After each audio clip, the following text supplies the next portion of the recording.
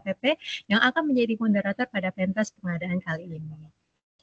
Baik, sebagai prolog, saat ini ada 2 ketentuan pengaduan pengadaan, yaitu yang terdapat dalam UU Administrasi Pemerintahan, Junto Perpres PBJ, dan Undang-Undang Kepolisian, bahwa dikarenakan adanya ada lebih dari satu mekanisme tersebut menjadi sumber utama pengaduan pengadaan belum terkelola dengan baik sehingga membuat masyarakat itu mempunyai pilihan untuk mengadukan permasalahannya itu bisa ke APIP ataupun ke APH.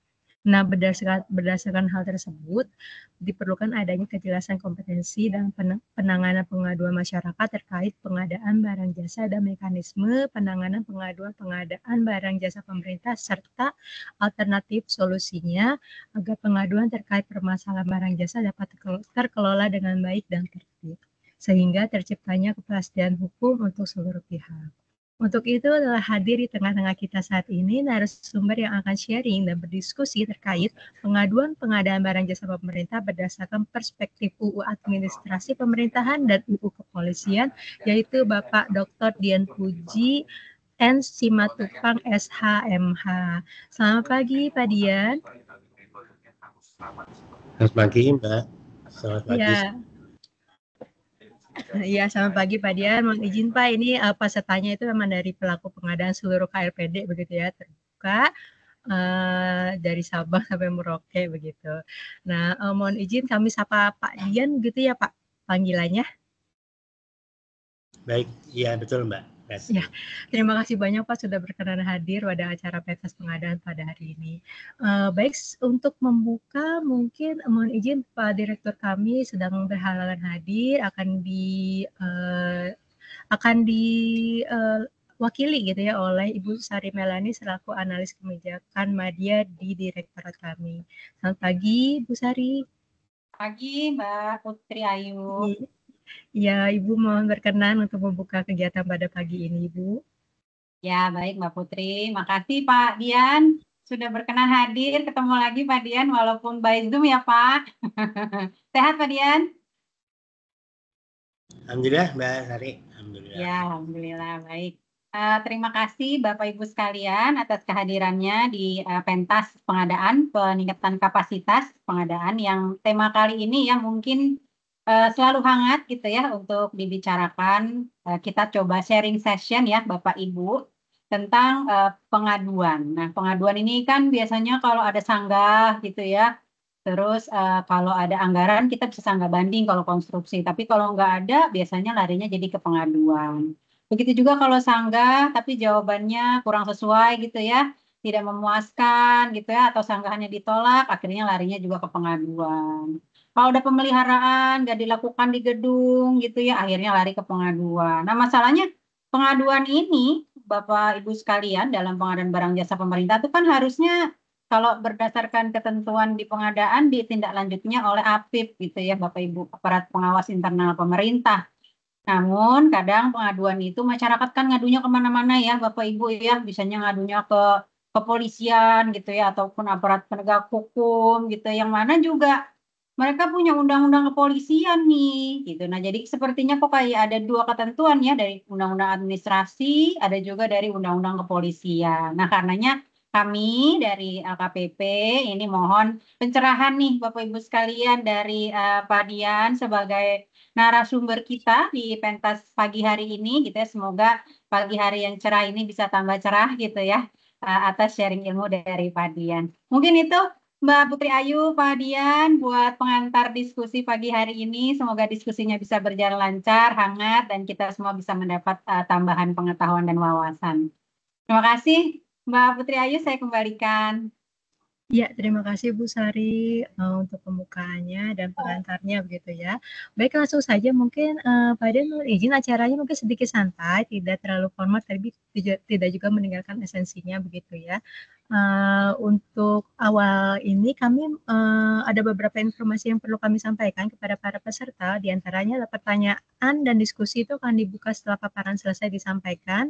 Saat ini link absen bisa diakses setelah Bapak Ibu mengisi form feedback, dan link materi maupun feedbacknya akan dibuka pada saat sesi tanya jawab berlangsung ya Bapak Ibu.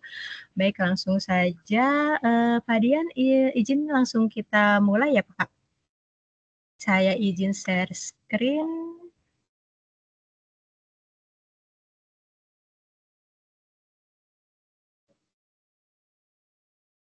Mohon izin rekan-rekan, apa sudah terlihat full screen? Lihat. Belum full screen ya? Bu, sudah Bu. Mohon izin.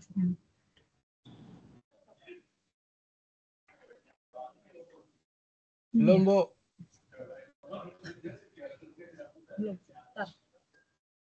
Sudah ya Bapak Ibu ya? Ya, mohon izin Pak Dian, dipersilakan waktu dan layar. Baik, terima kasih Mbak Putri Ayu, Mbak Sari, Bapak Ibu semua. Assalamualaikum warahmatullahi wabarakatuh. Terima kasih sudah Waalaikumsalam warahmatullahi wabarakatuh. diberikan kesempatan di sini dalam sharing session yang diselenggarakan KPP dalam kaitannya dengan tadi mengenai pengaduan barang jasa pemerintah berdasarkan perspektif undang-undang pemerintahan dan undang-undang, sebenarnya mungkin tidak undang-undang kepolisian saja ya, tapi mungkin berkaitan dengan seluruh undang-undang tindak pidana lainnya ya. Tadi yang sampaikan Mbak Sari tepat sekali bahwa sebenarnya secara sistem hukum kalau berkaitan dengan pengadaan jasa, karena dia adalah seluruh tindakan-tindakannya adalah tindakan administrasi pemerintahan, harusnya segala pengaduan itu apapun bentuknya melalui prosedur yang diatur di dalam undang-undang, diatur dalam peraturan Presiden Pengadaan Jasa. Misalnya kalau ada persoalan apapun, ajukan keberatan saja. Bentuknya bisa sanggah banding kalau ada sanggah bandingnya. Kalau juga tidak, ke pengadilan tata usaha negara disediakan. Atau kalau misalnya hal-hal lain, ke APIP-nya tadi sampaikan Mbak Sari, ada Inspektorat Jenderal, ada lainnya BPKP juga silakan dilaporkan terlebih dahulu, diajukan aduannya. Jangan kemudian langsung ke APH. Nah, Undang-Undang AP, Undang-Undang Administrasi Pemerintahan dan Peraturan Presiden tentang Pengadaan Barang Jasa Pemerintah, PBJP, merupakan peraturan dalam sektor administrasi pemerintahan yang berlaku juga bagi lembaga kepolisian, mengikat bagi mereka juga lembaga kepolisian, kejaksaan, KPK dalam penyelenggaraan pemerintahan dan pengadaan barang jasa pemerintah.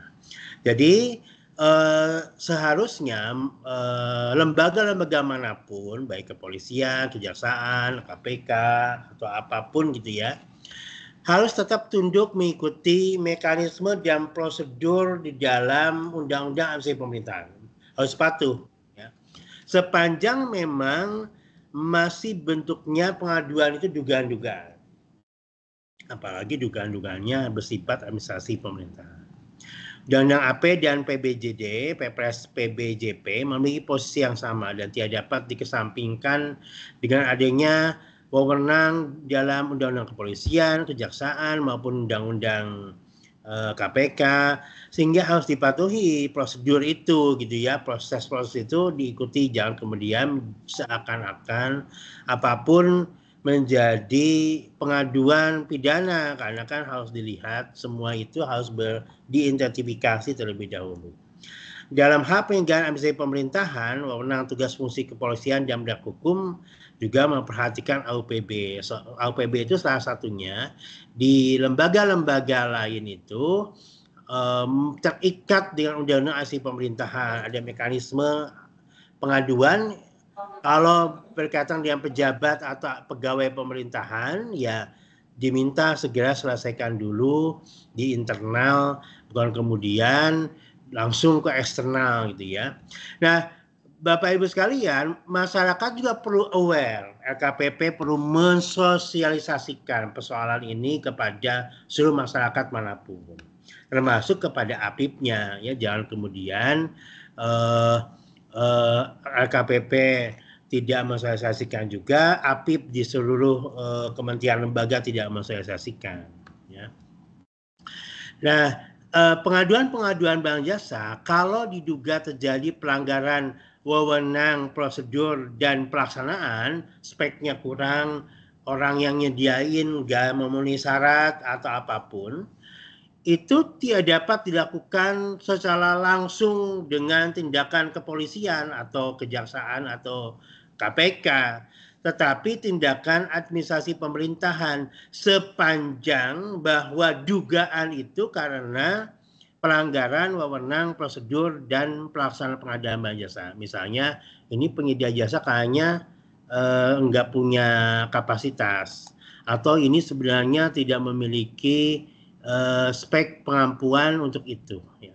Nah, itu dilaporkan dulu dalam prosedur administrasi Bapak Ibu. Tetapi kalau ada bukti permulaan, misalnya ini kayaknya penyedia barang itu sudah menerima suap atau orangnya sudah menerima suap atau menipu atau bentuk penerimaan uang lainnya sama melawan hukum atau ancaman awas ya kalau tidak ngasih proyeknya atau tidak saja dimenangkan, maka itu memang tidak ke administrasi Bapak Ibu sekalian, tapi juga dapat diproses melalui kepolisian, kejaksaan, dan KPK.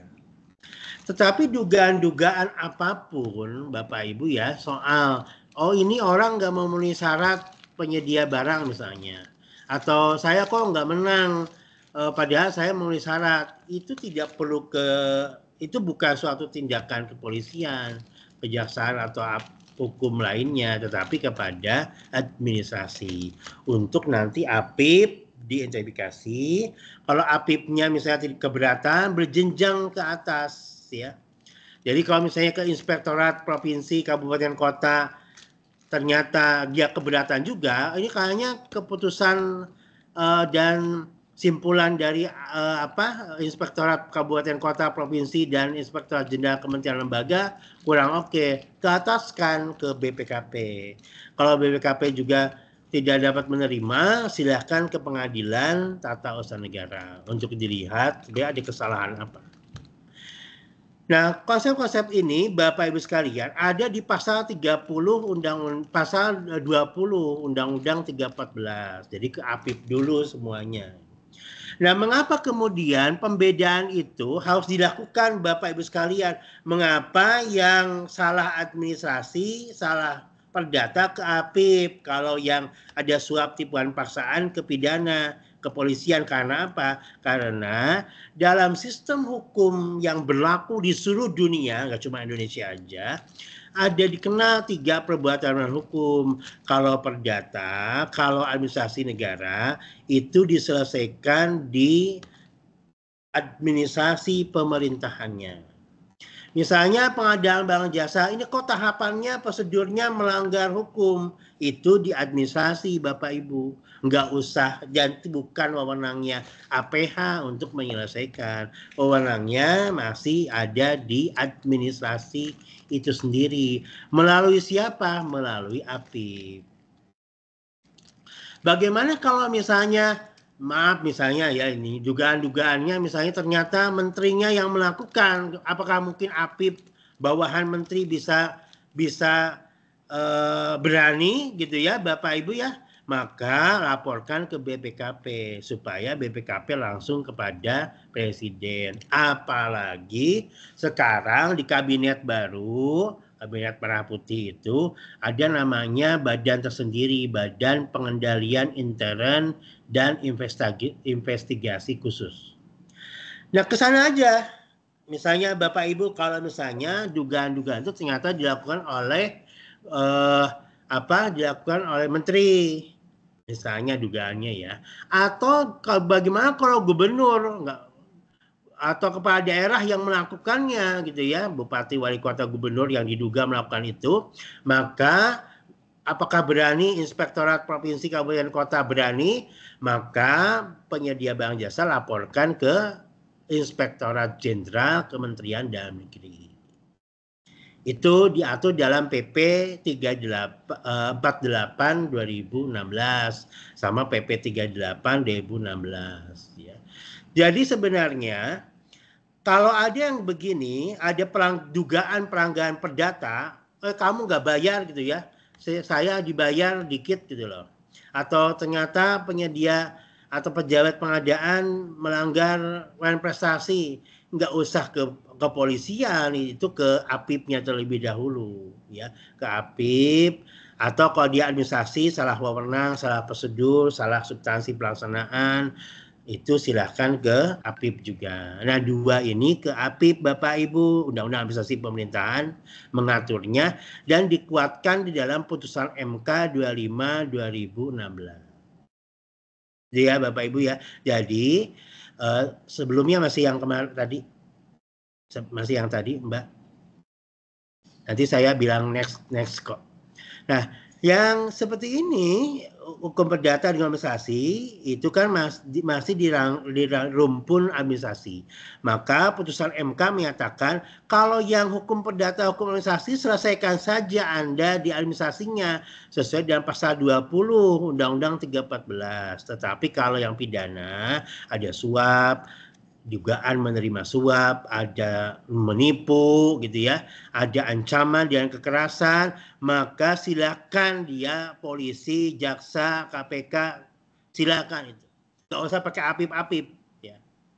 Atau misalnya ini dugaan-dugaan, ada pengaduan ke APIP dulu boleh, ternyata ada suap.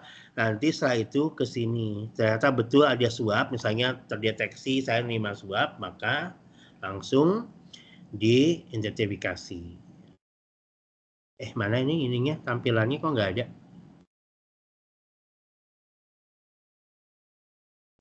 Nah, dalam putusan MK 25 2016, Bapak Ibu sekalian, itu dimungkinkan untuk dilakukan identifikasi ke oleh APIP, apakah memang ada suap, tipuan atau paksaan ya.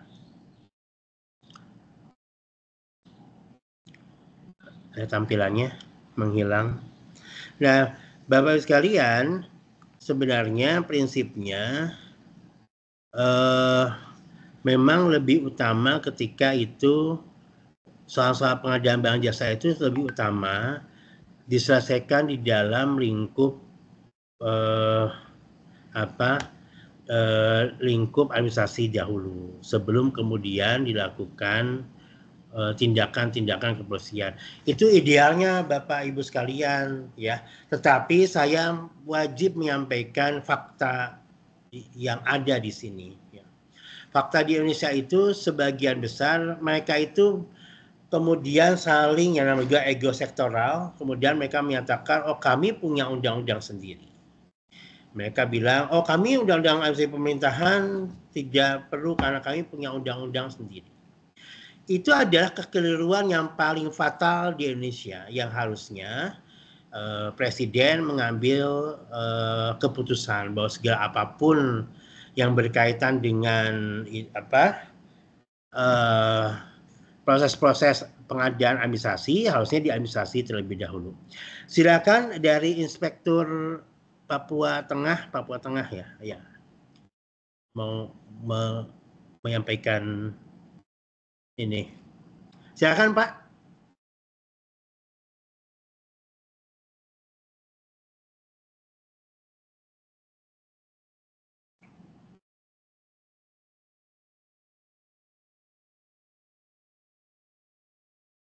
Tadi hand raise dari Papua Tengah apa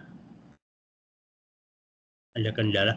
Saya memang makanya saya jarang menggunakan Microsoft Teams karena ribet. Kalau Zoom lebih efisien. Nggak tahu pemerintah mengapa harus pakai MT meeting ya, nggak Zoom. Mungkin lebih aman kali ya. sambil Iya, bisa langsung Pak. Silakan Bapak dari Papua Tengah tadi Renhais apa kepencet?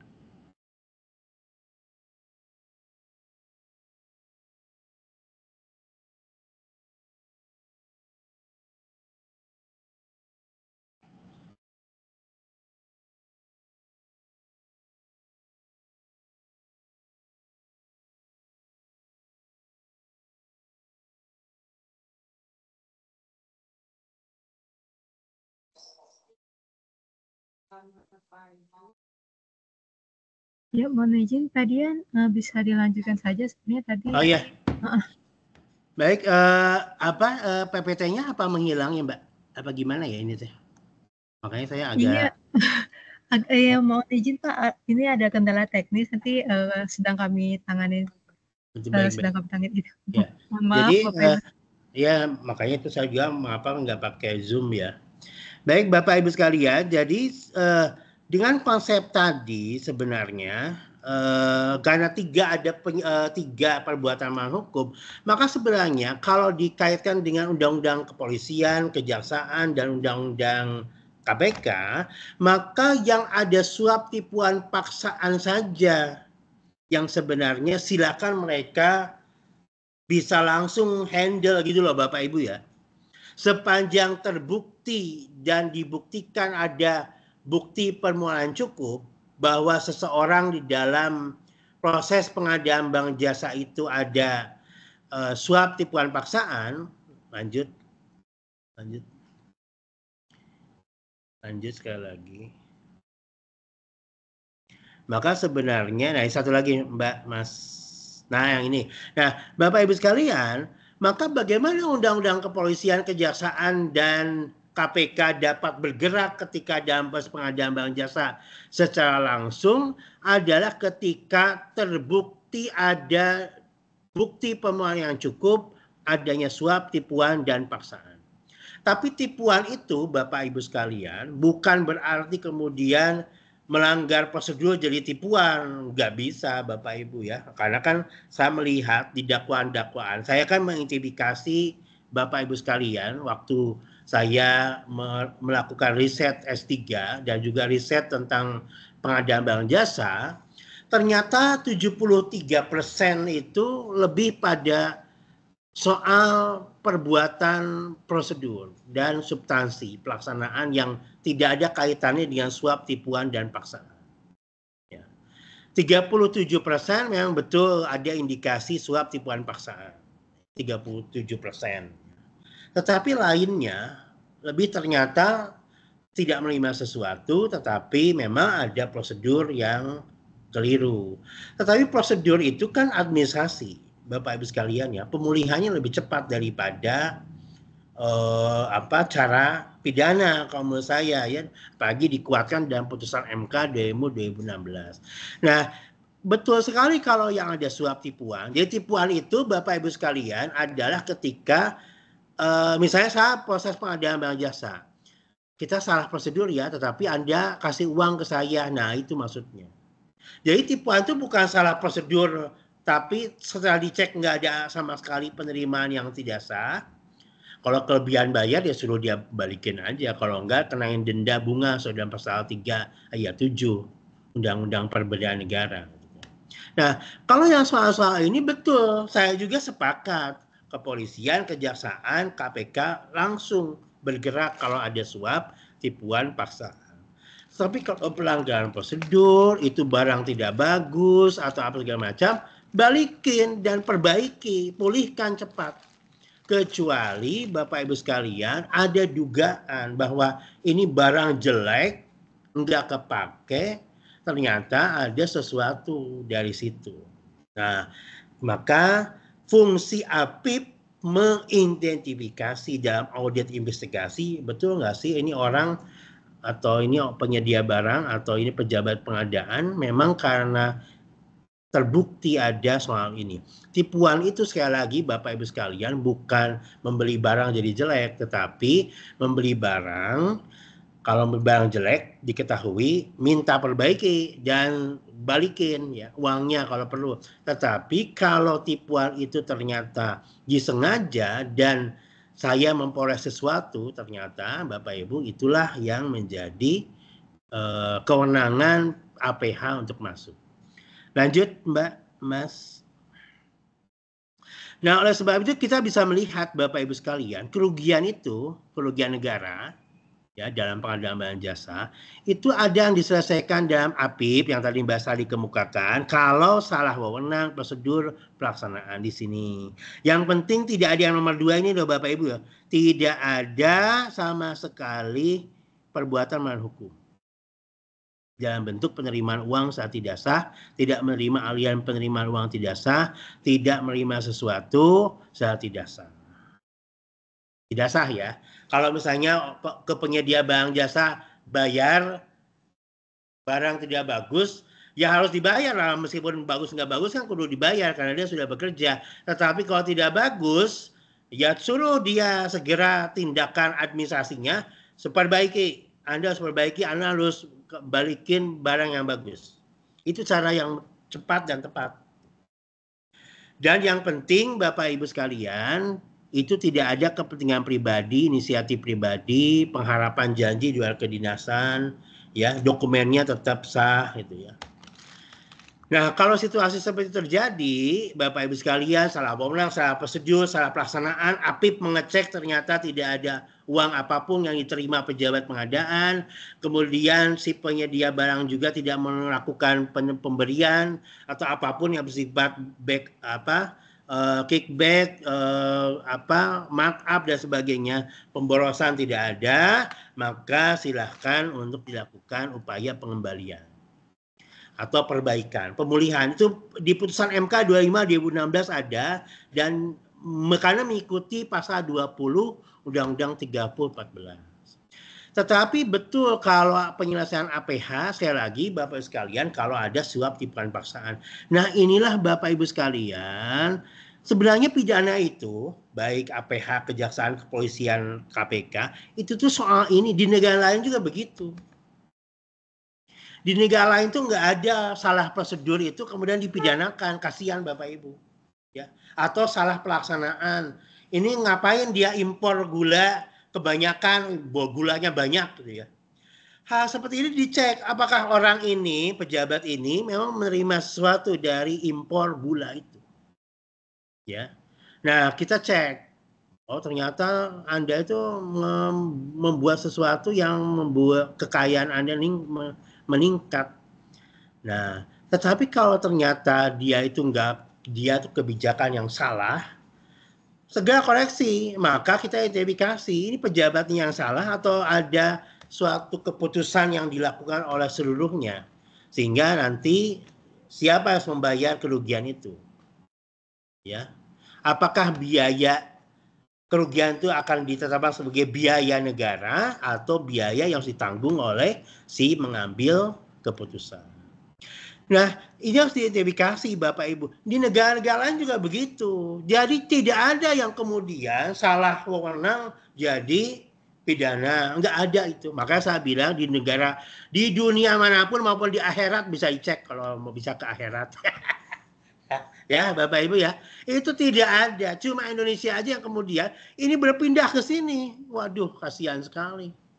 Itu Van der Pot sama Utrecht yang sudah meninggal semua, para filosof-filosof hukum bisa hidup lagi gitu, gelisah kali. Karena yang begini-begini itu tidak ada Bapak Ibu. Di Indonesia kecuali terbukti ini, di negara lain begitu. Konferensi PBB tentang korupsi itu karena ini nih Bapak Ibu. Yang paling bahaya itu suap sebenarnya. Dan bentuk-bentuk varian lainnya. Jadi suap itu genusnya.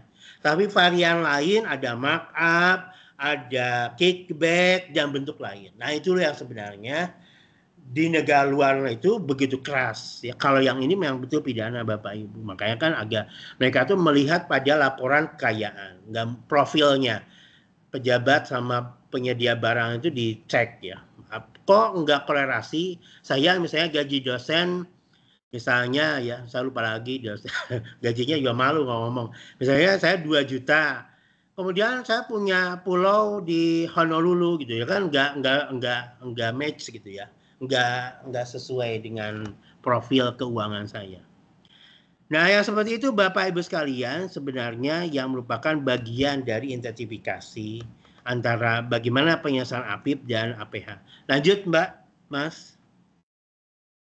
Nah, inilah Bapak Ibu sekalian, nah yang merah inilah betul memang menjadi wewenang kepolisian, kejaksaan, KPK untuk segera tindak kalau di PBJ. Kalau di dalam pengadaan barang jasa pemerintah ada paksaan, ada suap, ada tipuan, silahkan bekerja aja langsung. Tetapi kalau soal ini, tolong mereka semua serahkan, percayakan kepada APIP. Bagaimana kalau mereka tidak percaya bahwa APIP-nya beneran bekerja, jangan-jangan ada kong kali kong, silahkan mereka kalau keberatan ke Petun untuk menyatakan keliru tuh laporannya APIP. Pasal 21 Undang-Undang Administrasi Pemerintahan. Jadi semuanya itu Bapak Ibu pakai prosedur sehingga tidak main hantam begitu aja gitu ya. Jadi tidak ada ego sektoral. Semua saling menghormati. Sistem hukum administrasi dihormati, sistem hukum pidana dihormati, sistem hukum perdata dihormati gitu loh. Jadi tidak bisa begitu saja. Lanjut Mas Mbak. Nah, jadi kerugian negara itu kalau karena sebenarnya sah jabatannya, saya mengambil keputusan sah. Waktu itu saya Menteri Perdagangan ngasih impor gitu ya misalnya gitu ya. Ya cek apakah jangan-jangan nih menteri ini dapat sesuatu. Nah kita cek. Ya. Tapi kalau Anda itu salah karena Anda ngimpor padahal lagi gula bejibun, itu persoalan yang harus dicek. Apakah memang ada suap tipuan paksaan, ancaman, sehingga menimbulkan keuntungan atau bagaimana sebenarnya. Nah, pengecekan ini itulah fungsi BPK untuk mengidentifikasi melalui pemeriksaan audit investigatif. Maka diceklah semua, ditelaahlah hasil kekayaan orang ini sebenarnya ada nggak sih relevansinya gitu. Kalau nggak ada urusannya, nggak ada relevan, nggak ada relevansi, nggak ada urusan. Misalnya, ya saya kaya karena dapat warisan, tapi warisan yang benar ya. Masa tiba-tiba ada hibahnya dari nggak jelas gitu ya. Itu kan diduga, itu kan mencurigakan. Gitu. Jadi kita harus melihat dah hibah-hibah tiba-tiba ada hibah gitu ya. Hibah dari mana? Mau dong saya dapat hibah gitu seperti itu. Ya, tiba-tiba dari orang yang tidak dikenal ngasih hibah, aduh mau tuh. Tiba-tiba hibahnya 10 triliun. Aduh mau banget itu ya. Bapak Ibu. Nah, yang seperti itu kan teridentifikasi mudah pada zaman teknologi IT sekarang ini Bapak Ibu sekalian. Sehingga kita semua itu harus hati-hati, khususnya para APH itu hati-hati mengidentifikasi bahwa apakah betul di sini ada persoalan administrasi atau persoalan pidana. Nah, ini bagaimana di Indonesia masih pusing ya karena agak rumit kan. Oleh sebab itu waktu itu saya selalu kemukakan Presiden sebagai kepala pemerintahan di dalam pasal 6 Undang-Undang 17 2003 tentang keuangan negara, pasal 4 Undang-Undang 45, maka presidenlah yang mengemukakan itu.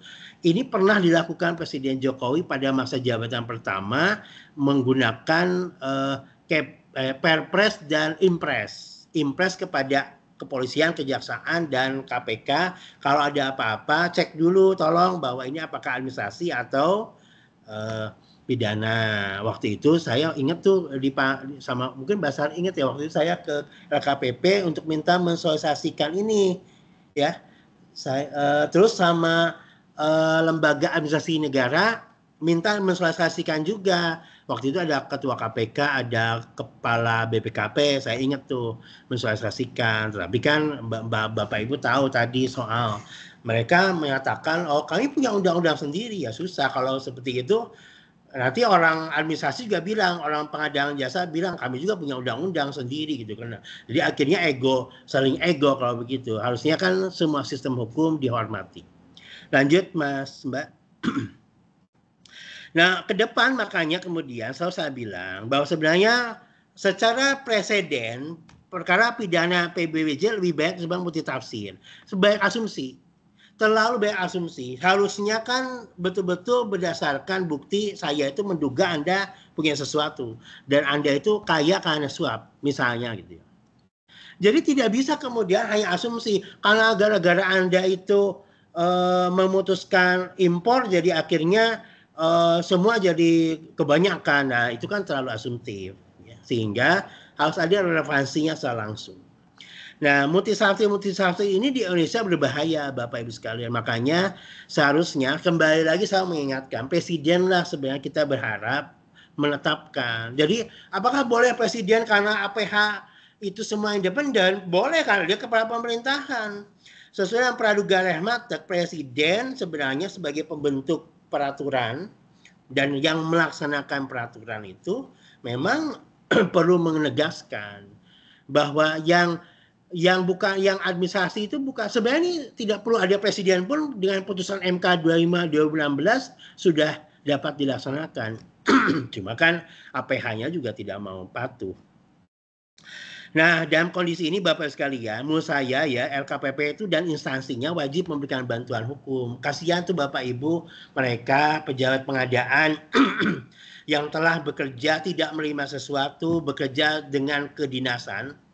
Itu yang seperti ini harus diberikan dukungan kedinasan sepenuhnya. Dan BKN, Badan Kepegawaian Negara, itu harus mengecek, tidak bisa langsung memberhentikan PDTT kalau misalnya oleh pengadilan pun kemudian dinyatakan salah. Harusnya kan tetap diberikan paling tidak dia, maaf ya misalnya Bapak Ibu, paling tidak dia pemberhentian dengan hormat, tetap karena kedinasan. Jadi misalnya setelah dicek ternyata memang dalam proses ini ada persoalan, tetapi soal administrasi, tapi kemudian dipidanakan. Yang seperti ini berikanlah kepada mereka pemberhentian dengan hormat saja, jangan kemudian PDTT. Kasihan Bapak Ibu sekalian ya yang seperti ini karena tidak menerima sesuatu, tidak memberikan keuntungan apapun, tapi kemudian diduga pidana. Padahal sebenarnya dicek, diidentifikasi tidak ada sama sekali. Dan ini Bapak sekalian dalam teknologi informasi sekarang justru lebih mudah untuk membuktikan ada nggak di aliran secara langsung. Bahkan sampai bersifat audit forensik, mendeteksi apakah mungkin ke saya enggak, tetapi mungkin ke keluarga, ke adik, ke paman, ke adik tiri, ke siapalah gitu ya, dicek gitu ya. Nah itu bisa ada dalam kondisi forensik, audit forensik tersebut. Lanjut Mbak, Mas. Nah sebab itu saya waktu itu saya ingat tahun berapa ya, mungkin saya ingat waktu itu Pak Deputinya siapa gitu ya, di LKPP dibahas tentang badan arbitrase gitu ya, sebaiknya memang perlu ada protokol kerugian dalam PBBJ itu sebaiknya ada bentuk pemeriksaan pendahuluan di LKPP. Kalau misalnya di APIP mereka tidak percaya APH, ya sudah ke LKPP sebagai yang dibentuk presiden dalam kewenangan pengadilan biasa. Baiklah LKPP diberikan kewenangan untuk melakukan adjudikasi, identifikasi terhadap ketika ada pengaduan-pengaduan itu. Jadi pengaduan-pengaduan apapun ke tim adjudikasi LKPP yang keanggotaannya 5 orang ad hoc dipimpin pejabat LKPP.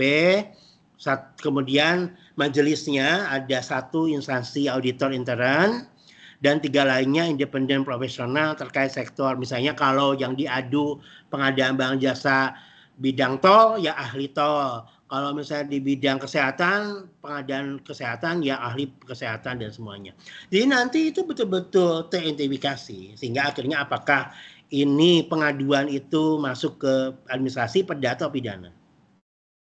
Nah ini putusan apapun di badan adjudikasi ini harus dihormati oleh APH juga, oleh semua orang. Kalau keberatan bagaimana? Silakan langsung saja ke kasasi ke Mahkamah Agung, ya, karena nanti akan diverifikasi. Sehingga dalam hal kerugian dilaksanakan karena hubungan kedinasan tidak dapat suatu aturan paksaan, APH tidak dapat masuk. Jadi kalau ini kecuali memang tangkap tangan ya Bapak Ibu ya, maka ya itu mah urusan APH aja lah. kalau dalam pengadaan jasa ya. Tapi kalau misalnya hanya prosedur, Bapak Ibu sekalian, ya tidak ada tangkap tangan, tidak ada suap tipuan paksaan, si rekeningnya sudah terdeteksi secara jelas, maka sebenarnya hal seperti ini tetap harus diberikan kewenangan LKPP melakukan adjudikasi dalam penyelesaian pengaduan apapun. Jadi sekali lagi tidak langsung otomatis ke sana. Perlu protokol ini, menurut saya ke depan harus Bapak Ibu sekalian. Makanya saya berharap Badan Pengendalian Intern dan Investigasi Khusus menginisiasi ya, karena bagaimanapun waktu itu kekhawatiran Presiden Jokowi tahun 2014 yang mengatakan bahwa kalau ini semua pada takut, bagaimana belanja pemerintah, karena belanja pemerintah kan harus juga dilaksanakan karena dia menstimulasi perekonomian. Lanjut Mas Mbak. Saya sudah selesai deh kalau nggak salah. Demikian mungkin yang ingin saya sampaikan Bapak Ibu. Memang beberapa slide saya berbeda dengan pada umumnya yang terlalu fokus. Bagi saya dari Universitas Indonesia Fakultas Hukum memang mendorong reformasi yang struktural terhadap proses pengadaan jasa. Kita tidak terlalu kaku ya, tidak membaca undang-undang dan undang-undang. Ingat filosofis yang sampaikan Prof. Satito Harjo, seluruh peraturan perundang-undangan hukum adalah untuk manusia, bukan untuk undang-undang yang benda mati itu. Manusia yang harus dilindungi, yang harus dibina, harus diidentifikasi kebaikannya bagi bangsa dan negara. Demikian saya kembalikan Mbak Putri. Terima kasih Bapak Ibu sekalian. Assalamualaikum warahmatullahi wabarakatuh. Waalaikumsalam warahmatullahi wabarakatuh. Terima kasih Pak Dian untuk pencerahannya tadi, banyak banget ilmunya gitu ya. Mohon izin Pak Dian, di sini ada sekitar 2 yang resen. Tadi Pak Dian apakah kita akan jam 10 tadi ya Pak? Infonya Bapak ya 10.30 aman Mbak Putri insya Allah. Baik, terima kasih Pak. Mungkin jadi 10.30 ya Bapak Ibu semua peserta. Mungkin kita ada waktu sekitar 36 menit untuk tanya jawab. Dan sini sudah ada yang meraih 3 nih Bapak. Yang pertama ada dari Pak Andre Mitra. Pak Andre Mitra, ya. Terima Silakan kasih Bapak. Kesempatannya. Ya, dari mana Selamat Bapak? Siang. Selamat dari siang. Kabupaten Nusa Tenggara, Bu. Wah, selamat siang di sana tuh siang ya Pak ya. Iya. Ya, silakan Bapak pertanyaannya. Selamat siang Pak Dian. Selamat siang Pak Anje. Ya. Perkenalkan Pak, saya Andreas Imamora. Seringkali Pak yang kami alami di lapangan bahwa pemeriksa Pak dalam ini kawan-kawan APH mengaitkan dengan kerugian negaranya itu Pak. Maksudnya karena kita salah prosedur, salah penyalahgunaan jabatan, tidak ada suap, tidak ada apa-apa, tapi selalu dikaitkan kalau kamu nggak salah bikin ini, pasti tidak akan menimbulkan kerugian negara.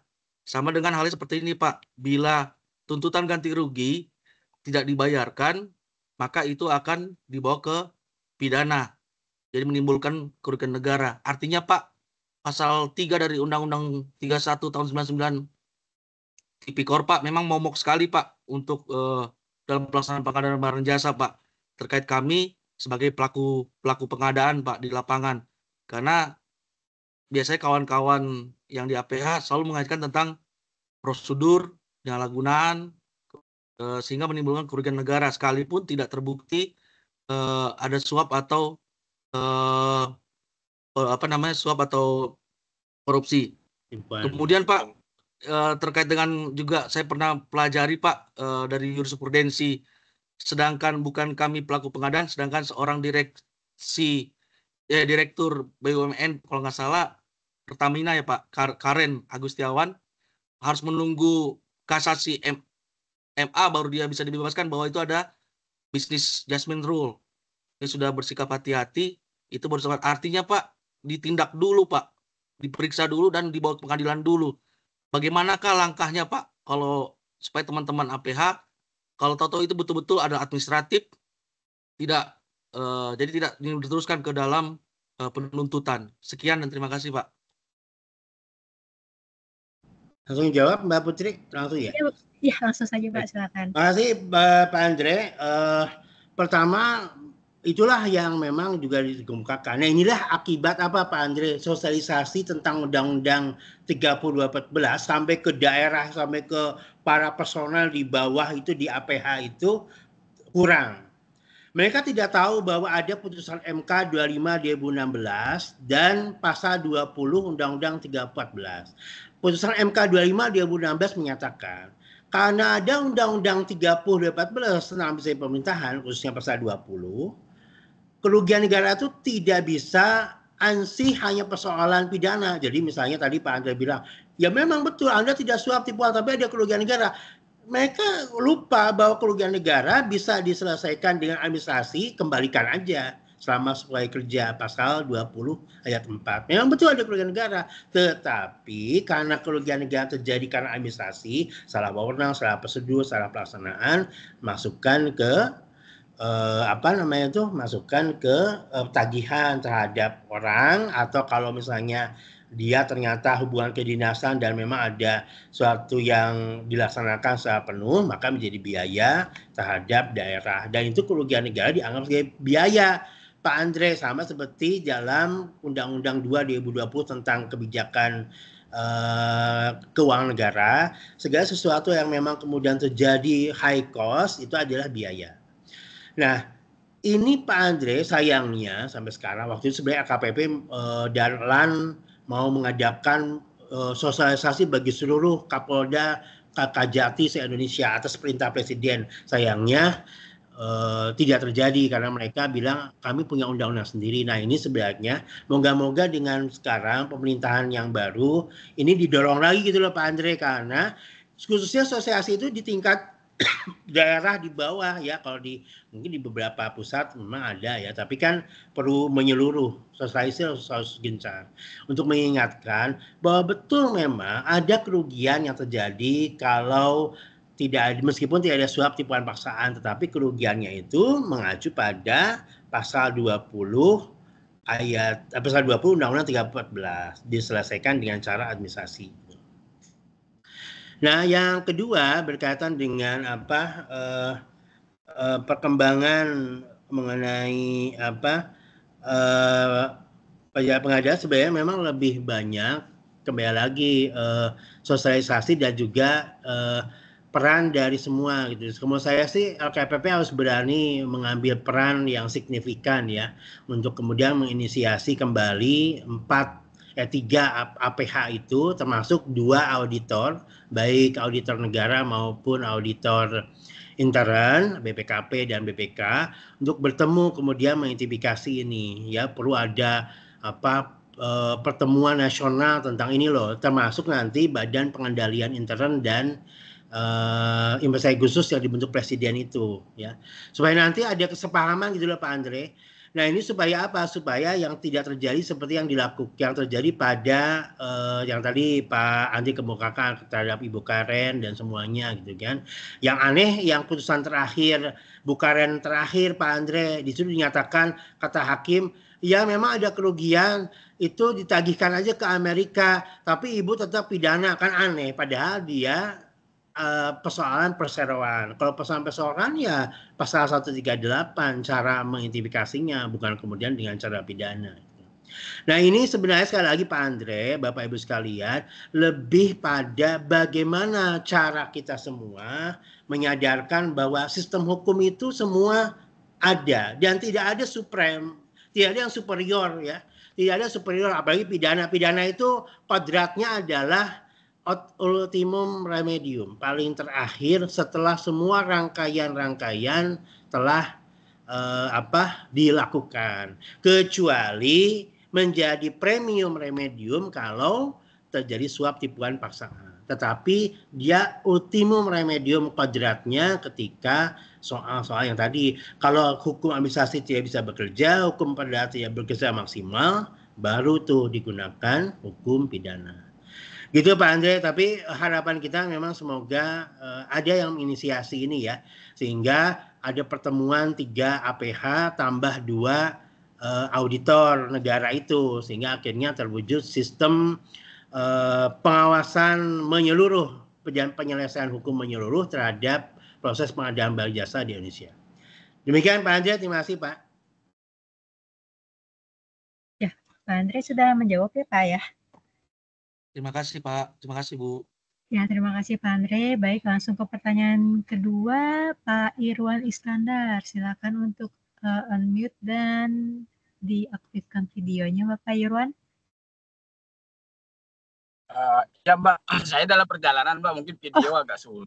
Baik Pak. Silakan Pak, langsung dikemukakan pertanyaannya. Ya gini, selamat siang Pak Dian. Selamat siang Pak Irwan.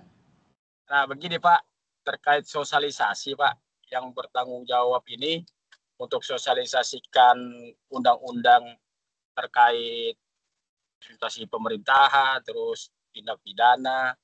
Nah itu siapa Pak ya yang mempunyai tanggung jawab penuh untuk sosialisasikan agar para APH dan APIP dan kita juga selaku pelaku pengadaan Pak memahami undang-undang tersebut gitu loh. Jadi tidak ada benturan antara undang-undang administrasi pemerintahan dengan undang-undang tindak pidana kan.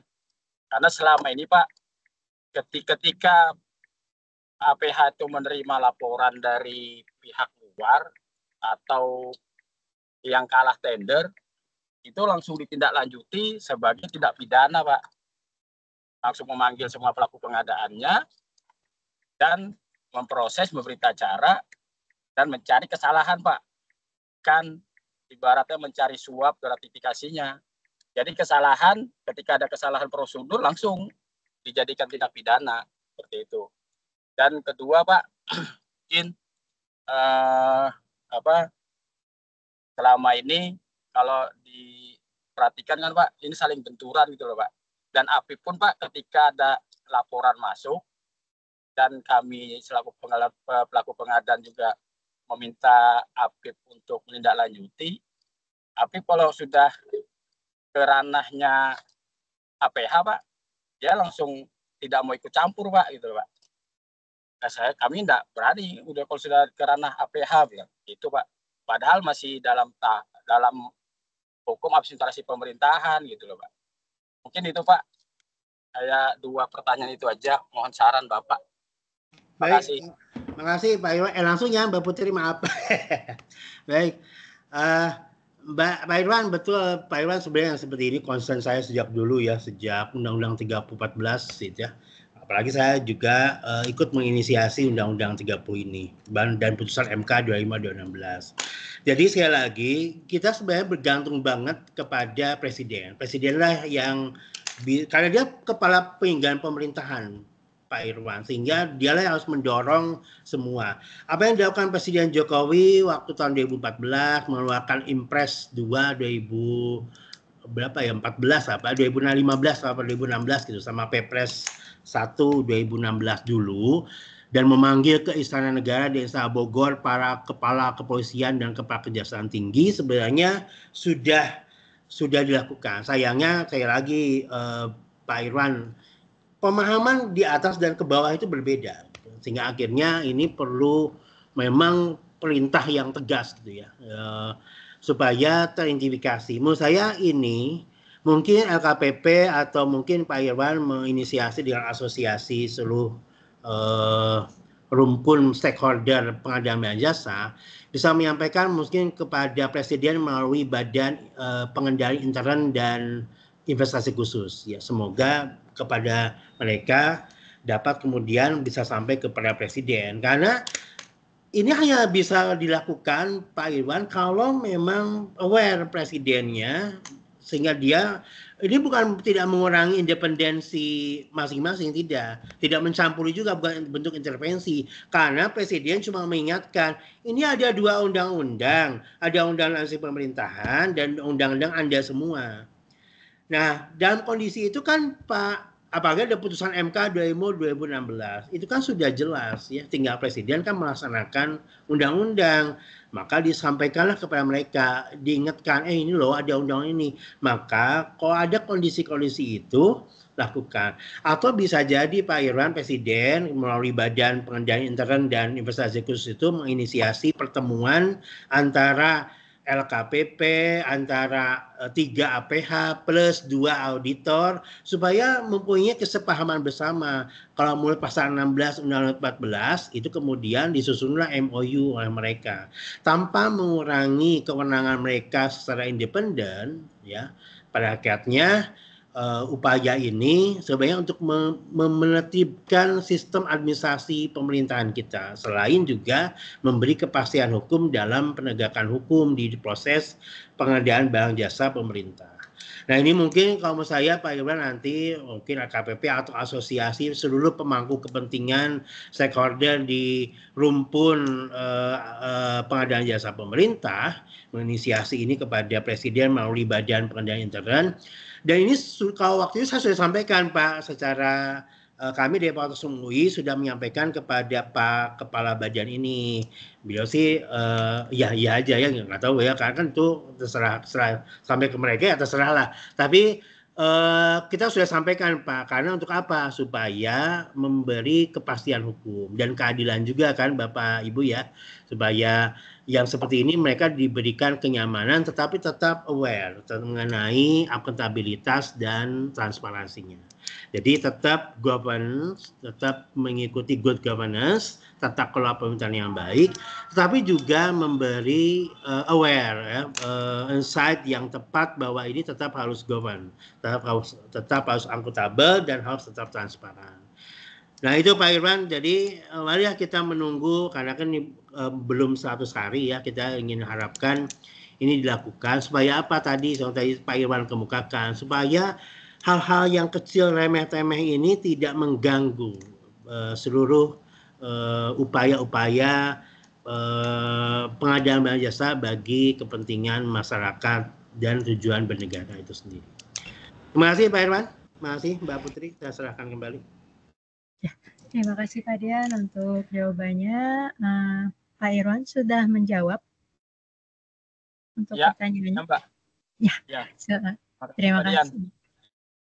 Ya, lalu kita beralih ke pertanyaan selanjutnya dari Pak Ferry Firmansyah. Pak Ferry Firmansyah. Ya. Baik. Ya, selamat siang. Sudah terdengar? Sudah terdengar dengan baik. Baik, bismillahirrahmanirrahim. Assalamualaikum warahmatullahi wabarakatuh. Terima kasih atas kesempatannya.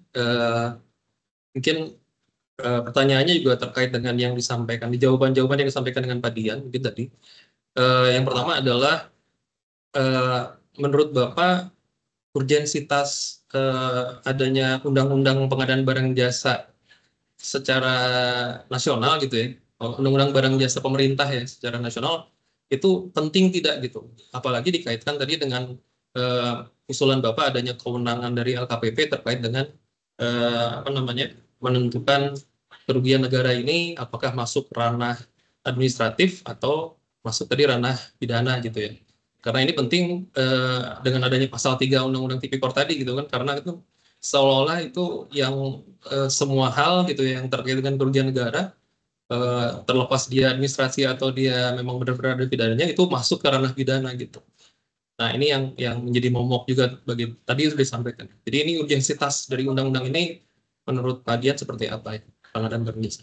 Terus yang kedua Pak, yang menarik adalah pengaduan ini kan disampaikan oleh dalam peraturan Presiden tentang pengadaan barang jasa kan oleh masyarakat ya. Salah satunya kan boleh pelaku atau peserta pengadaan gitu ya yang mengikuti tender atau juga ormas dan seterusnya gitu ya. Nah di dalam klausulnya kan menyatakan bahwa pengaduan itu yang disampaikan wajib memiliki bukti yang otentik dan faktual gitu ya.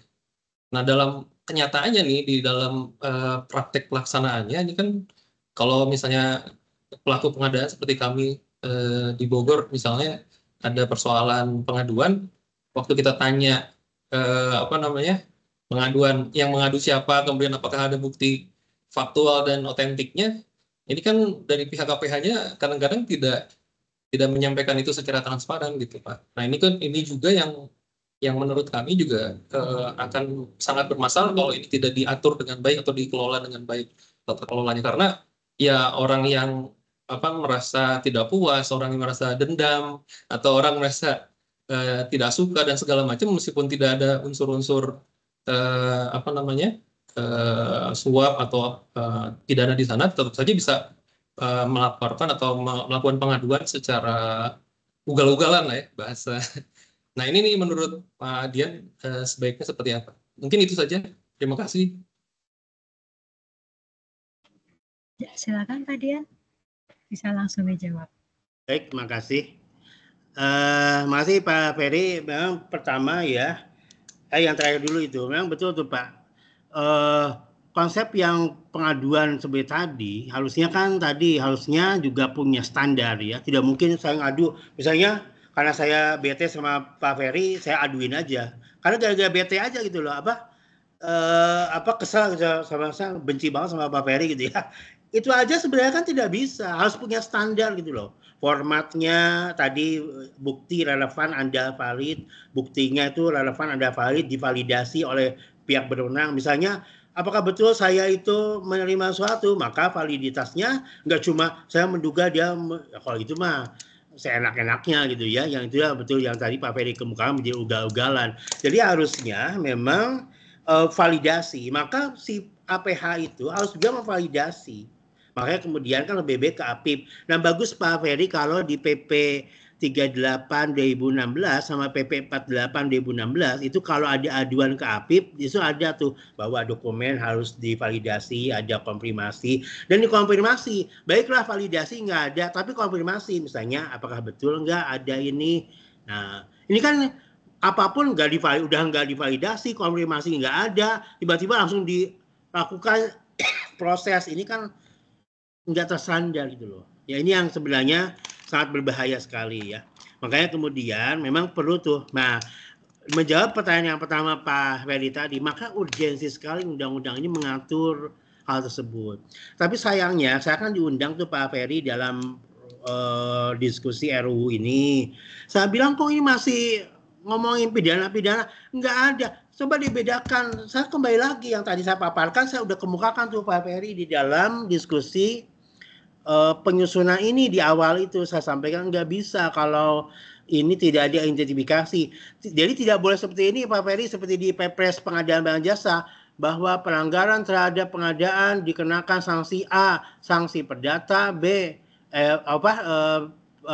pengembalian, B pidana sesuai dengan perundang-undangan. Nggak jelas itu nggak benar kayak gitu. Di negara-negara ini kagak ada kayak gitu Pak Ferry, harus jelas. Misalnya kalau sanksi perdata, kalau dalam kondisi apa? Dalam pengadaan. Kalau dalam administrasi, dalam kondisi apa? Kalau pidana dalam kondisi apa? Gitu loh. Nggak bisa kemudian akan dikenakan sanksi A, B, C, D. Akhirnya kan semau-maunya saya aja. Saya bisa misalnya ke orang ini perdata, dalam kasus yang sama mungkin pidana. Ya mau-maunya saya karena undang-undangnya terbuka kayak gitu. Itu undang-undang yang buruk gitu loh kalau dalam teori ya. Nah makanya harus saya kemukakan ke waktu penyusunan materi ini ke para penyusunnya. Nggak keliru ini seperti ini, harusnya begini dijelaskan. Lihat tuh di pasal 81 Undang-Undang 314. Kalau pelanggaran ini akan pelanggaran itu dijelasin. Nggak bisa terbuka kayak gini. Ini membuka bahaya, membuka diskresi yang kosong gitu loh Pak Ferry ya. Akhirnya terserah saya lah, saya mau diperdatakan ke, orang itu mau dipidanakan ke, mau apa ke, terserah saya. Karena undang-undangnya seperti demikian. Itu undang-undang yang menurut saya maaf ya, dari RKPP itu menurut saya Perpres yang buruk karena tidak seperti itu. Undang-undang yang baik adalah yang memberi kejelasan. Kalau dia pidana seperti ini, perdata seperti itu, administrasi seperti apa. Makanya seperti tadi Pak Ferry, makanya kan yang tadi saya PPT kan, inilah yang masuk ke kerugian negara dan penyimpangan penyalahgunaan wewenang administrasi, mana yang perdata, mana yang pidana. Sehingga akhirnya kan ada kepastian. Nah kalau undang-undang ini memang dikemukakan seperti itu, Pak Ferry bagus sekali, maka mengikuti contoh di konvensi PBB tentang anti korupsi. Ya jadi akhirnya jelas. Nggak boleh dibuka nggak jelas gitu ya, itu terserah persepsi. Makanya saya sekarang itu di Indonesia Pak Ferry seakan-akan law enforcement by assumption. Jadi penegakan hukum berdasarkan asumsi. Kalau asumsi saya adalah Bapak salah ya saya salah aja gitu. Jadi tidak dengan bukti paling cukup. Nah itulah ke depan menurut urgensinya Pak Ferry memang lebih dan ini harusnya didorong. Tapi harus dikawal tuh Pak Ferry tentang tadi perbuatan melawan hukum dan pengadaan barang jasa harus diidentifikasi dalam 3 perbuatan hukum. Jangan kemudian semuanya jadi ke persoalan pidana. Itu mungkin Pak Ferry, dan itu moga-moga dikawal terus oleh Bapak dan kawan-kawan semua di rumpun pengadaan barang jasa pemerintah. Terima kasih Pak Ferry. Terima kasih Pak. Ya, terima kasih Pak Dian. Tadi juga ada beberapa masukan untuk kami gitu ya, dari untuk LKPP terkait tadi penulisan kondisi apa sih kondisinya kalau misalkan dikenakan hukum perdata, hukum pidana seperti apa. Ini akan kami coba tampung untuk masukannya dan kami akan sampaikan ke bagian penyusun RUU gitu ya, untuk penyusunan RUU kami. Terima kasih banyak Pak Dian untuk masukannya. Dan selanjutnya ada penanya selanjutnya Pak Lukman. Pak Lukman, namanya Lukman saja ini. Ya, siap. Silakan Pak Lukman. Assalamualaikum warahmatullahi wabarakatuh. Izin bertanya. Terkait pengaduan, ada ketentuan di dalam peraturan pengadaan bahwa dalam hal sanggah banding umpamanya tidak dilampiri dengan jaminan sanggah banding, maka dianggap sebagai pengaduan. Apakah pengaduan seperti ini ditindaklanjuti sendiri oleh Pokja Pemilihan atau KPBJ atau diteruskan ke APIP atau Biro Hukum? Itu satu. Kemudian yang kedua yang ingin saya tanyakan,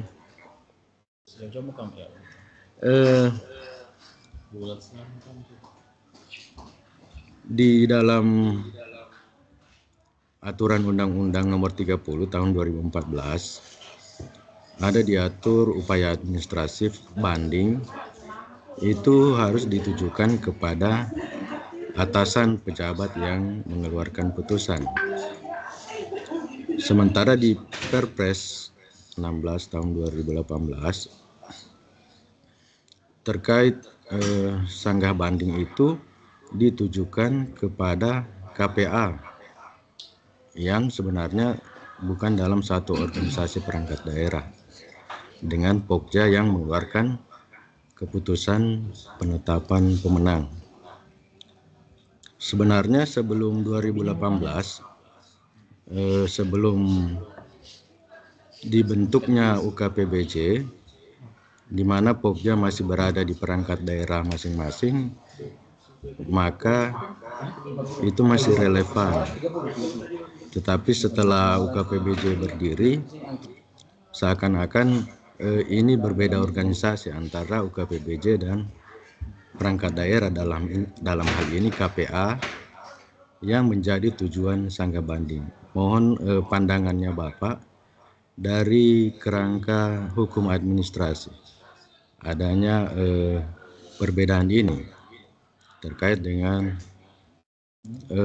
hubungan hukum yang lebih rendah dengan hukum yang lebih tinggi dan hukum yang lebih umum dan spesial, yang mana yang lebih diutamakan.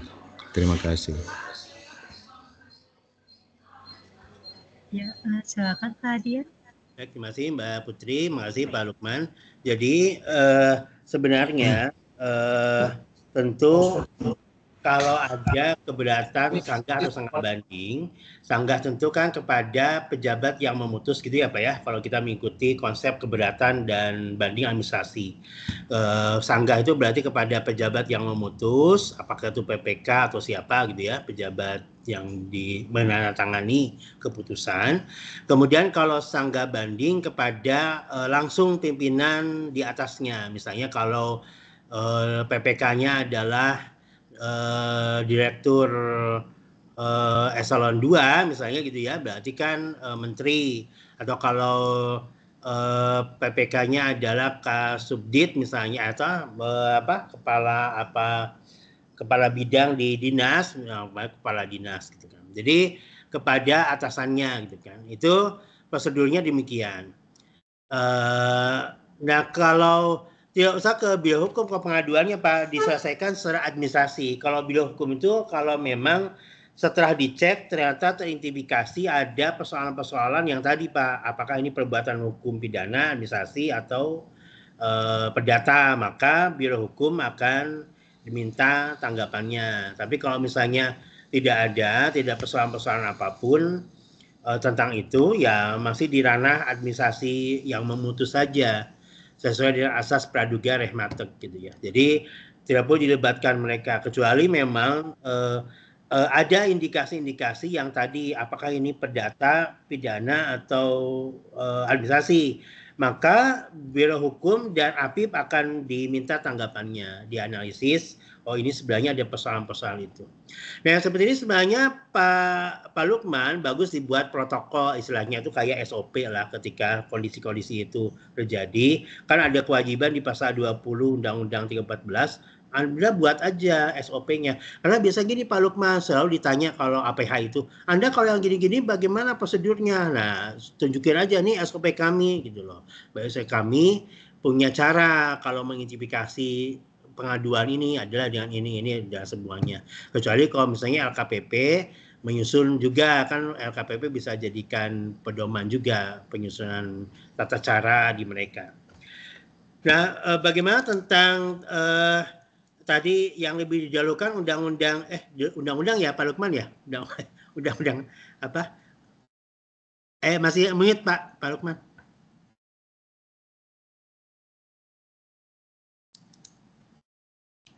Undang-Undang Administrasi Pemerintahan Pak 3014 dengan Perpres 16 2018. Barang dan jasa. Kalau itu kan berbeda Pak Lukman, kalau Perpres itu karena dia Perpres kan di bawah undang-undang tentu. Tapi kalau Perpres kan dia undang-undang bersifat dua-duanya material. Tetapi pengadaan barang jasa kalau tidak mengatur tentang substansi prosedur, dia harus mengikuti tata cara di Undang-Undang 30 2014. Misalnya, kalau di Perpres barang jasa tidak diatur tentang cara sanggah dan sanggah banding, misalnya gitu ya Pak Lukman ya, maka dia mengikuti tata cara di Undang-Undang 30 2014 pasal 75. Kalau tidak diatur ya, tapi kalau Perpres ngatur cara sanggah dan sanggah banding, ya silakan mengikuti cara di Perpres. Gitu. Nah, jadi melihatnya prioritas pakai Undang-Undang 30 atau Perpres, melihat pada apakah diatur atau enggak, gitu Pak. Kalau misalnya tidak diatur di Perpres, ya mengikuti cara Undang-Undang 30. Misalnya, apakah maksud AUPB di dalam pengadaan barang jasa, di dalam AUPB enggak, di dalam Perpres pengadaan enggak ada, yang ikuti cara di Undang-Undang 30. Gitu Pak Lukman, jadi identifikasi aja. Tetapi sebenarnya yang paling penting Pak Lukman dalam kondisi antara kesesuaian antara Undang-Undang 30 dan Undang-Undang Jasa adalah yang penting Bapak lingkup instansi membuat SOP untuk memadukan antara PPS dan Undang-Undang 30. Nah, SOP lah yang memadukannya, yang nanti menjadi dasar Bapak memprioritaskan atau menggunakan kedua. Itu Pak Lukman. Terima kasih Pak Lukman. Oke, terima kasih Bapak. Terima kasih. Izin Pak Dian, ini ada 3 penanya. Kalau misal kita satu lagi menerima, apakah berkenan Bapak? Ya silakan dua-duanya, tiga-tiganya boleh Mbak, masih aman kok ini. Oh masih aman. Oke siap. Baik. 10, pertama. 35 lah. siap Bapak. Nanti kalau misalkan ini dicukupkan gitu ya Pak ya. Untuk pertama itu sudah diingetin pimpinan fakultas untuk datang, saya langsung saya sampaikan. Oh ya, siap Bapak. Oke, pertanyaan selanjutnya ada dari UKPBJ Asahan. Kami persilakan. UKPBJ Asahan. Bang Asnan.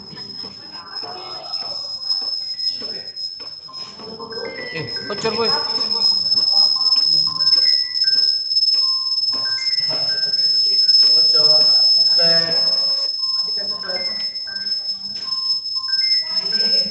Ya, UKPBJ Asahan, Kalau belum siap, mungkin ke pertanyaan selanjutnya, Ibu atau Bapak Yosah HP?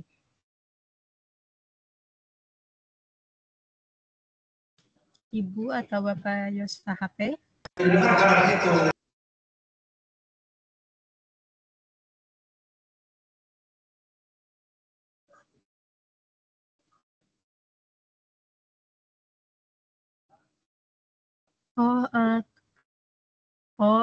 UKPB Jasan kendala ini ya. Baik, bisa langsung diketikkan saja. Bapak atau Ibu UKBBJ Asahan kalau memang misalkan kendala teknis gitu ya. Nanti setelah pertanyaan selanjutnya akan kami bacakan gitu. Selanjutnya Ibu atau Bapak Yosah HP? Oke, baik. Mungkin masih kendala juga ya Pak Surahmat Pakaya.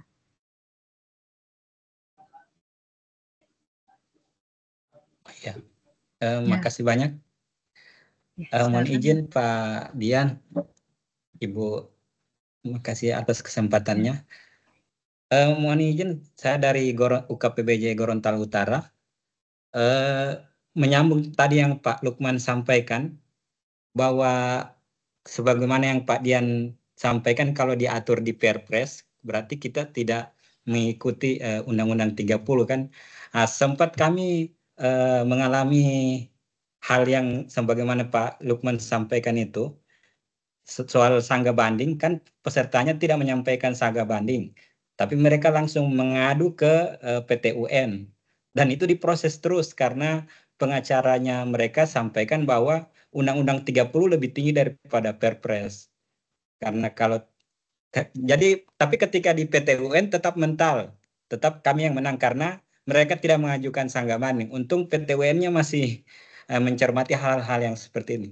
Cuma yang kami dapati di lapangan itu begitu Pak. Gimana kira-kira untuk menyampaikan ke penyedia atau APH, karena kalau secara prosedural kan semuanya sebenarnya sudah diatur di Perpres sebagian besar sih. Dari seluruh tahapan sampai sanggah banding ada jaminan. Tapi tetap mereka karena mengacu ke undang-undang lebih tinggi daripada Perpres, jadi mereka mengacu ke situ. Makasih banyak Pak Dian. Iya. Langsung ya Mbak, maaf ya. Karena itu pernah Pak Surahmat, saya waktu itu dari ahli dari Kementerian Perhubungan seperti kasus Bapak.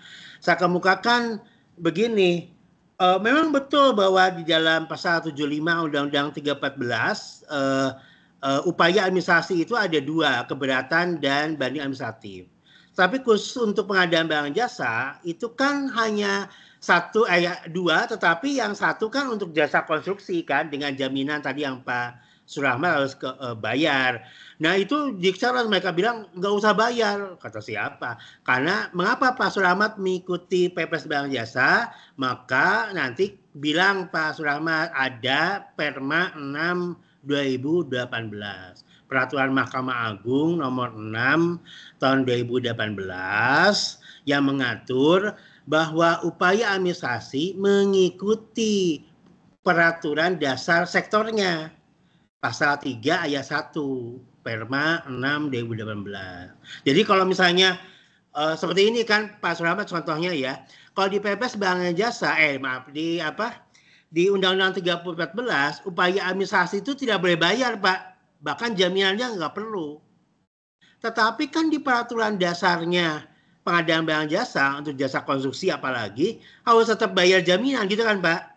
Ya persis, di situ itu yang mereka ini. Nah, di situ itu yang mereka ini sanggahkan. Nah itulah persis kalau di Jakarta kemudian ditolak. Mereka sepakat dengan pendapat saya Pak bahwa mengikuti Perma pasal 3 ayat 1 bahwa mengikuti peraturan dasarnya. Kalau di peraturan dasarnya bahwa kalau mau upaya sanggah dan sanggah banding adalah pakai jaminan ya harus bayar. Baru Anda sanggah dan banding dan kemudian ke petun gitu loh. Jadi tidak bisa begitu saja. Jadi bilangin saja, sampaikan aja Pak pasal 3 ayat 1 Perma 6 2018 bahwa upaya administrasi tidak mengikuti pasal 75 Undang-Undang 30, tapi mengikuti peraturan dasar di pengadilan jasa. Kecuali proses pengadilan barang jasa tidak diatur tentang tadi Pak, tentang nggak perlu bayar apa namanya itu jaminan. Kalau jasa konstruksi boleh sanggah sanggah banding dan sebagainya. Tapi kalau yang lain kan nggak usah. Jadi ada yang terhenti di sanggah aja, ada yang memang bisa sanggah banding. Nah itu apa dasar hukumnya? Pas Perma 6 tahun 2018 ayat pasal 3 ayat 1. Itu Pak Rahmat. Baik. Makasih banyak Pak. Ya, sama-sama. Makasih Bu. Ya, terima kasih Pak Dian untuk jawabannya. Ini tadi ada dari UKPBJ Asahan gitu yang terkendala teknis. Tadi udah tersampaikan di chat Bapak. Saya bacakan gitu ya. Sebentar. Di chat ya, Mbak ya? Ya, di chat Bapak. 10.28 Pak. Tapi ini tidak ada pertanyaan lanjutan ya.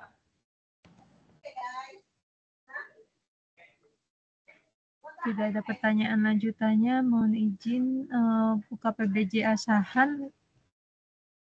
Oh, mungkin kita kalau nanti ada pertanyaan lanjutan bisa ini kan ya Pak. Tadi nulisnya hanya dokumen pemilihan pasal 37 tentang pengaduan gitu ya.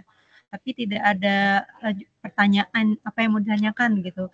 Mohon izin kepada UKPBJ Asahan kalau mohon untuk ditulis gitu ya apa pertanyaannya atau apa yang ingin didiskusikan. Mungkin bisa kita beralih dulu ke yang resa selanjutnya, Ibu Eliani.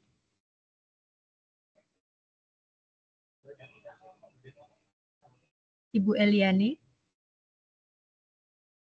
Halo. Oh, mohon Bapak. Ya, bisa Bapak. Bisa dengar. Ya, Bapak Eliani mohon izin. Waalaikumsalam. Bukan Bapak Eliani, Bu. Ini saya dari UKPBJ Asahan tadi nih, Bu. Oh. Tadi kebetulan laptop saya tadi nggak bisa, ini pakai laptop kawan, Ibu Eliani. Iya, siap. Silakan Bapak untuk pertanyaannya. Baik, Bapak, terima kasih Pak Dian Pujimatupang. Tadi saya di chat sudah saya sampaikan bahwa di dalam dokumen pemilihan pasal 37 bahwa dinyatakan peserta hanya dapat melakukan pengaduan apabila sanggah banding telah diterima dan seterusnya. Artinya dari sini kita bisa menyimpulkan apabila peserta tender tidak melakukan sanggah banding, maka peserta harusnya tidak bisa mengadukan kemanapun berdasarkan ini.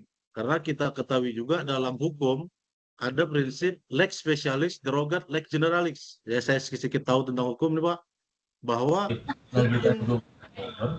hukum yang khusus mengesampingkan hukum yang umum. Artinya ketika kita berurusan dengan barang dan jasa, harusnya kita menggunakan pedoman barang jasa, yaitu berada di dokumen pemilihan.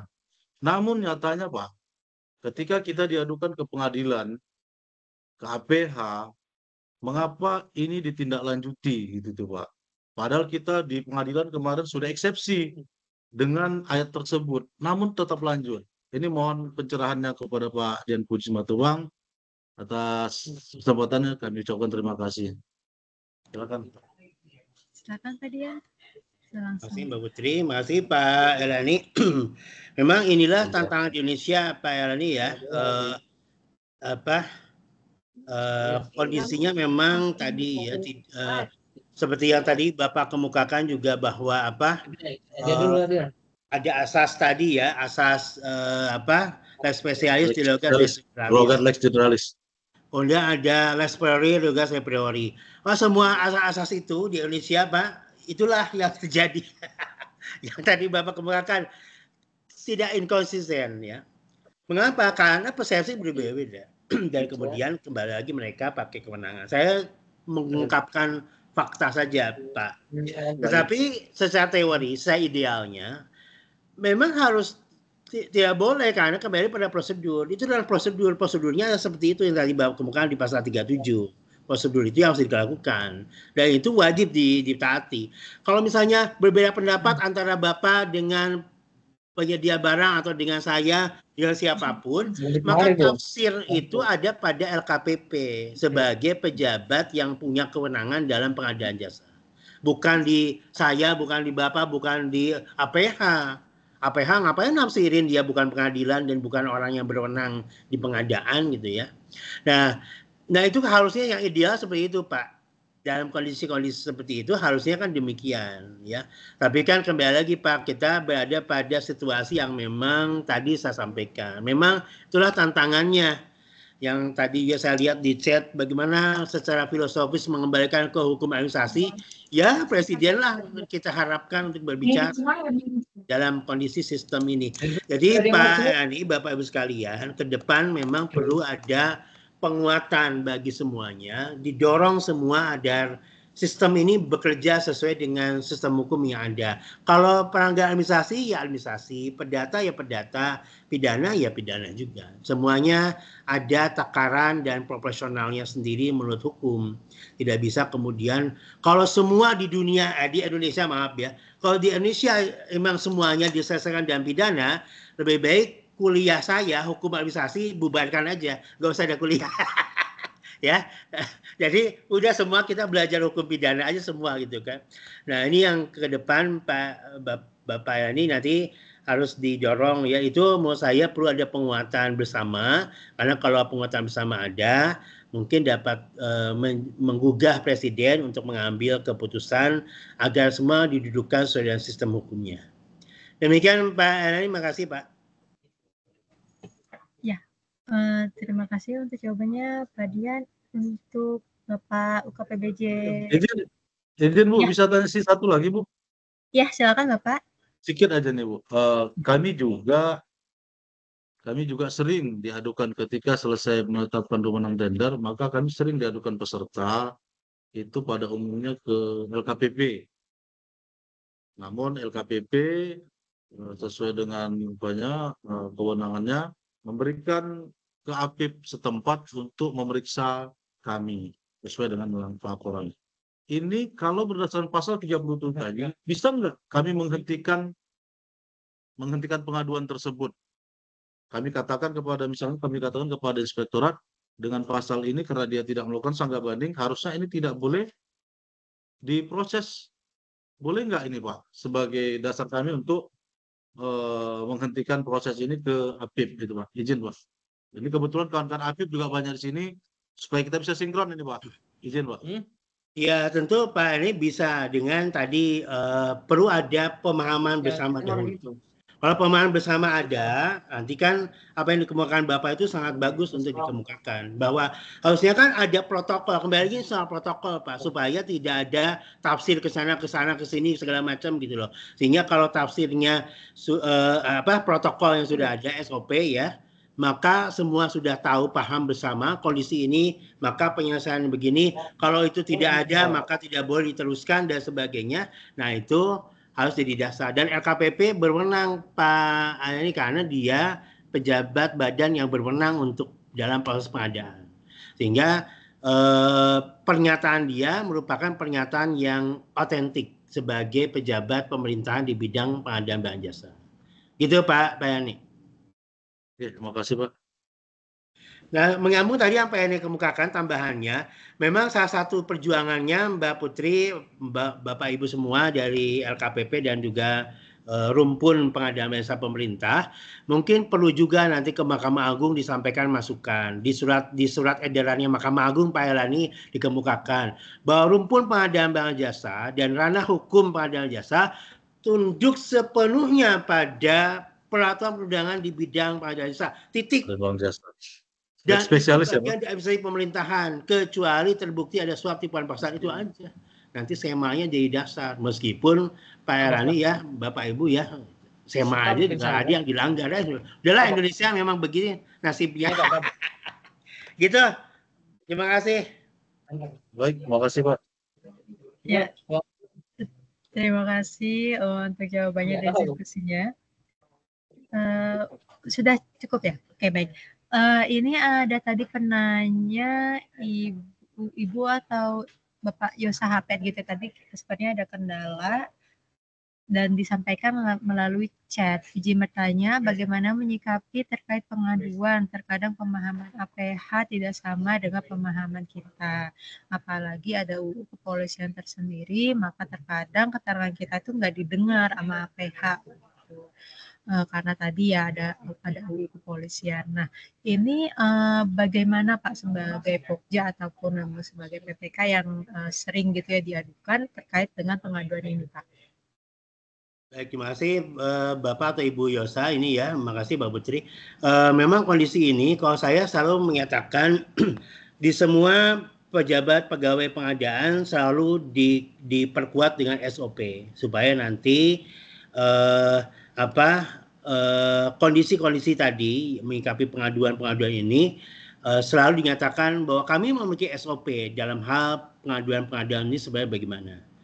Jadi ditunjukkanlah oleh Bapak Ibu bahwa ini sebenarnya kami sudah memiliki SOP dalam hal pengaduan-pengaduan. Kedua adalah Bapak atau Ibu Yosa nanti selalu koordinasi dengan APIP. APIP itu sudah dalam pasal 20 Undang-Undang 30 2014 diberikan kewenangan untuk menguatkan dan memberikan perlindungan kepada kedua belah pihak. Ya.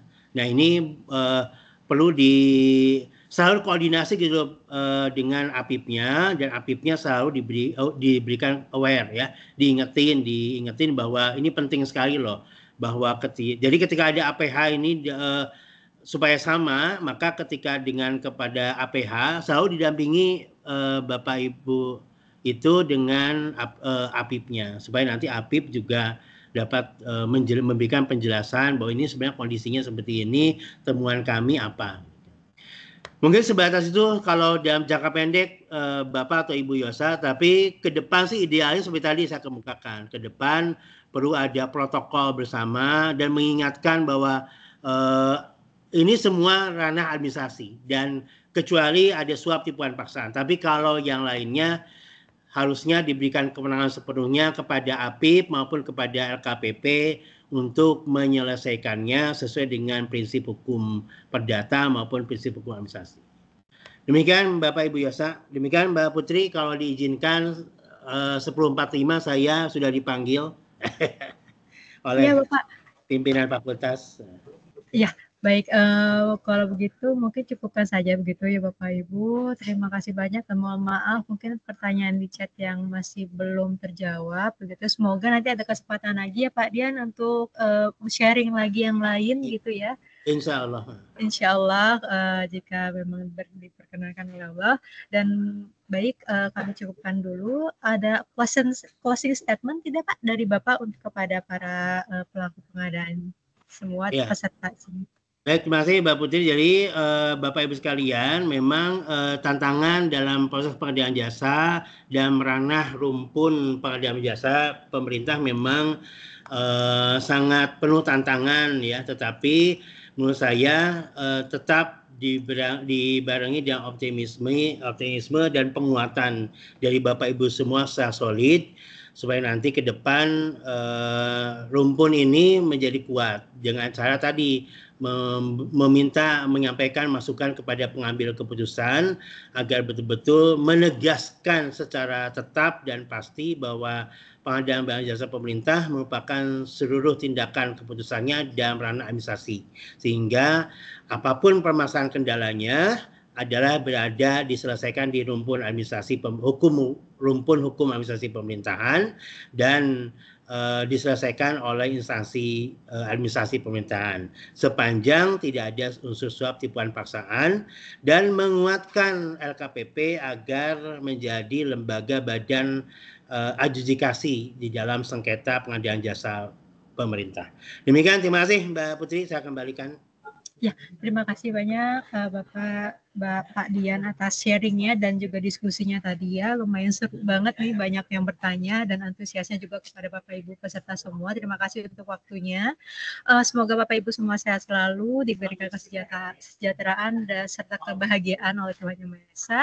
Mohon maaf dari kami atas kesalahan dan atas kekurangannya. Saya pribadi juga sebagai perwakilan dari LKPP kepada Bapak Ibu semua pada pelaksanaan pentas pengadaan pagi ini. Akhir kata, wassalamualaikum warahmatullahi wabarakatuh. Sampai jumpa di acara pentas selanjutnya. Terima kasih semua, Pak Dia. Terima kasih banyak, Bapak. Ya, terima kasih Bapak Ibu. Pak Dian. Terima kasih Pak Dian. Salam dari Gorontalo Utara. Salam kembali, sehat selalu Pak. Terima kasih.